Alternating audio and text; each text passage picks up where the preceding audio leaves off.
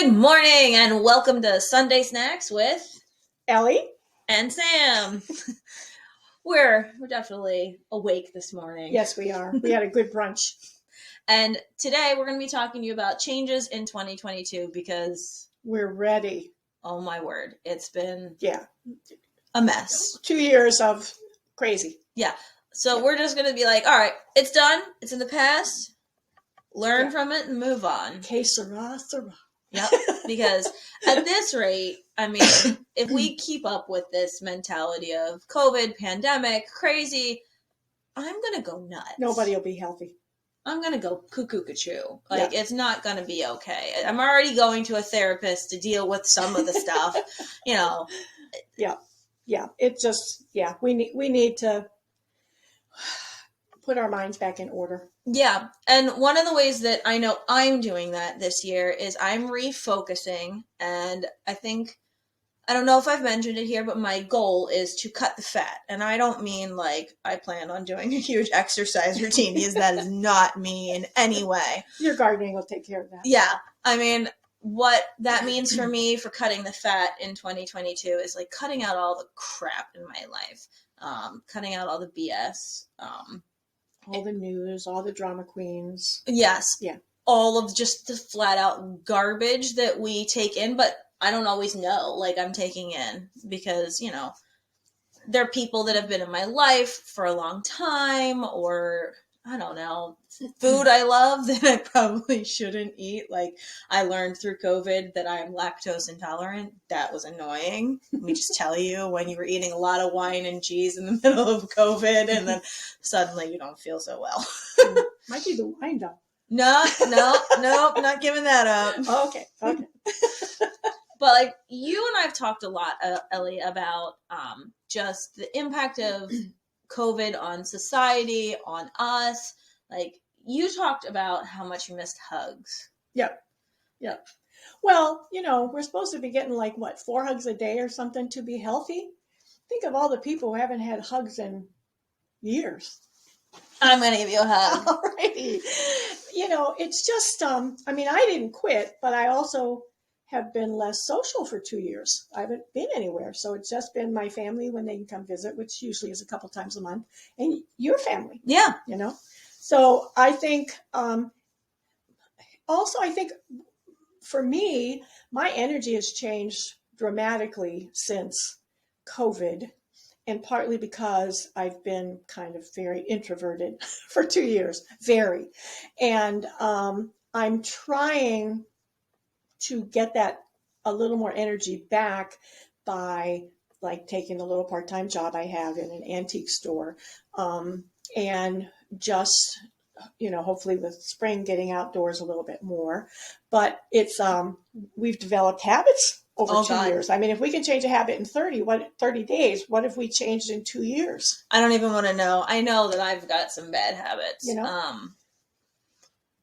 To say the least, COVID has amplified my disdain for large crowds.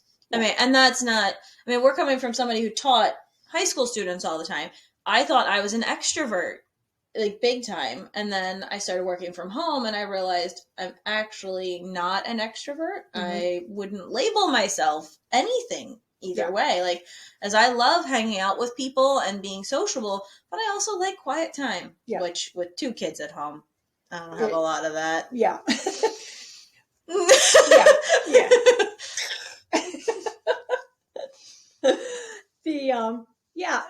That's interesting too, because I've discovered how much I like alone time, and I live alone. So that's even more remarkable. But I also realized that interacting with people, like when I had the tourism magazine, I was out selling ads and getting stories.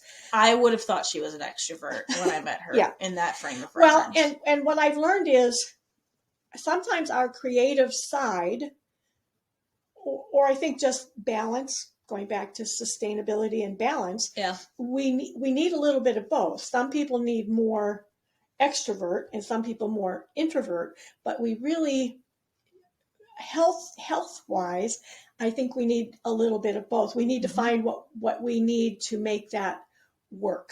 Yeah. And what I realized is 2 years of really not going anywhere has not been conducive to best health for me, and thus returning a couple afternoons to the antique shop. Yeah. Because I need people interaction. I think partly to appreciate my quiet times better. I truly appreciate quiet time, having two small people in my house who never let me alone. Yeah. So these moments when I get solitude of just quiet, they are relished to the nth degree. But I mean, that's huge. Like when we're looking at our positive energy and coming back and coming out of that just absolute train wreck that has been the pandemic. And a lot of people will say we're still in it. And, the next variant could be here tomorrow. But for me, what I need to focus on, and I don't know about you, but it sounds like we're both on the same page in this one, is that we're both focusing more on our mental health state, because we can do so many things to like really take care of our bodies. Like I know I do all the tinctures and herbs, and obviously get a ton of exercise, whether the doctor will consider it exercise or not. That's a whole nother story. I'm currently moving 4 cubic yards of mushroom soil around my yard.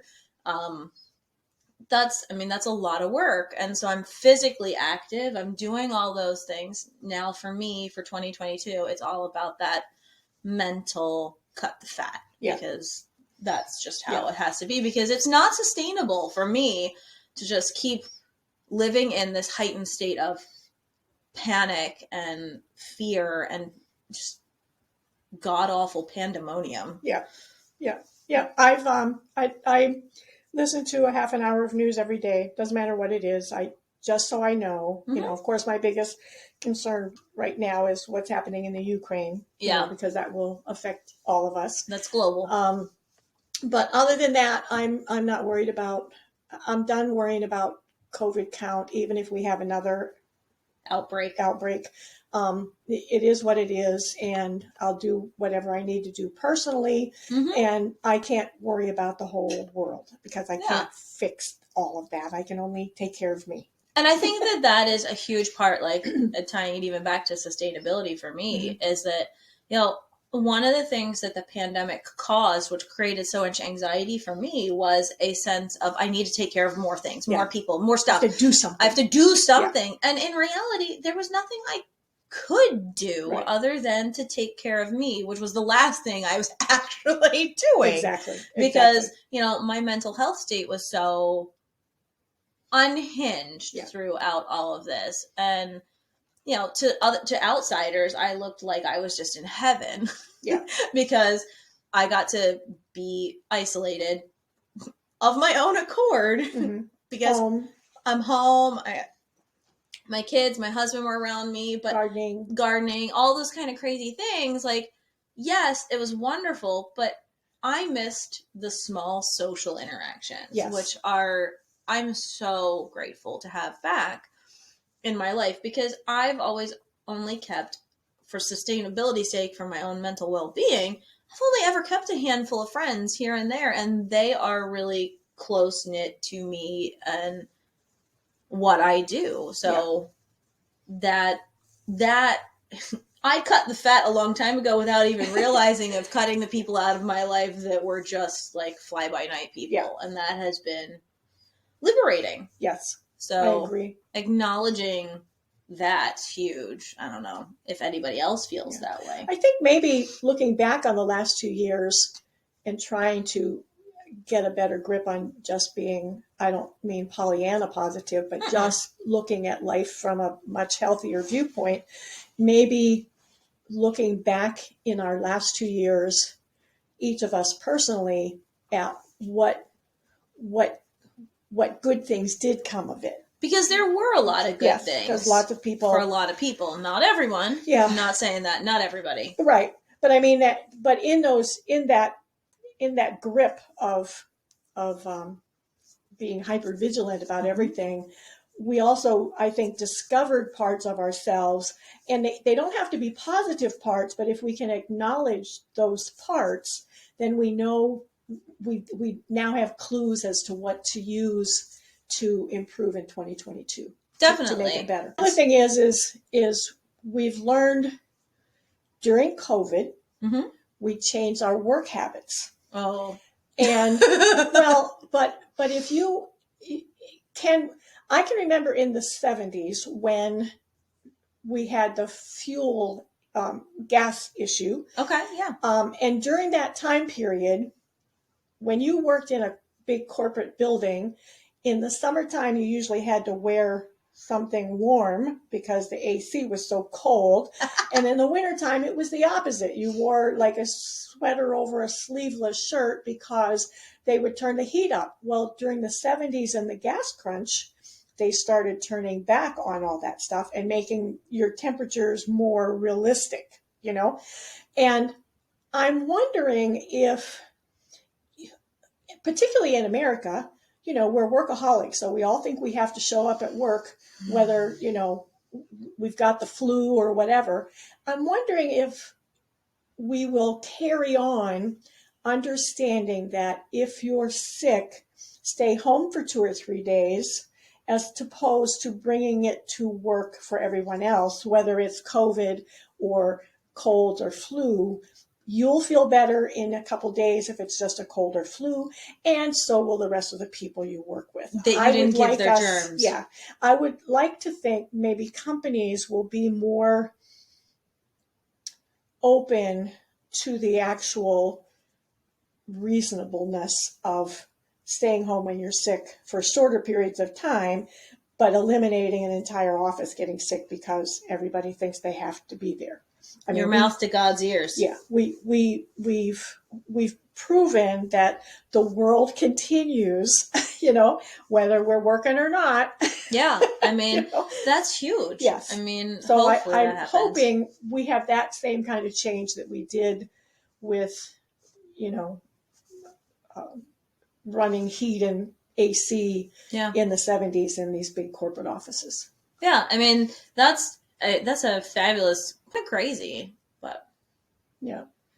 I think we can look back on the 2 years, each of us as individually, and take out of it the things we learned about ourselves. And even though they may be negative, those are still things to bring into a positive 2022, because we can look at those and say, okay, that didn't work well, and I don't need to keep doing that, you know? Yeah. And I think that I think we just need to, I'm at the point where we just need to make a choice, not to be happy. I'm not into that kind of thinking, but just make a choice to do those things that continue to nurture us and the people around us the best way we know how. And the rest of it, there's only so many things I can worry about, and there's oftentimes very little I can do other than to try to put out as much good energy as I can, as opposed to sitting and fretting that doesn't help me and family and friends or community. So, you know, on that note, I hope you're having a great Sunday or whatever day you're watching this. And here's to a positive 2022. I go for that. And really enjoying whatever positivity came out of it for you, is that's the most awesome point of it. So we'll see you next time. Bye. Bye.